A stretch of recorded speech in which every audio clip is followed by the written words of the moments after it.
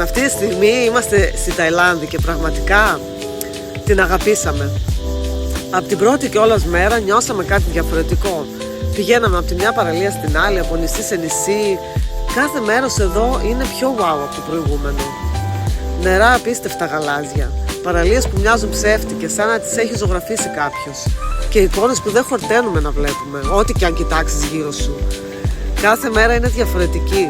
Βάρκες που μας πηγαίνουν σε κρυφούς κόλπους, μπάνια σε εξωτικά νερά, ήλιος όλη μέρα και βασιλέματα που μας αφήνουν πραγματικά άφωνους.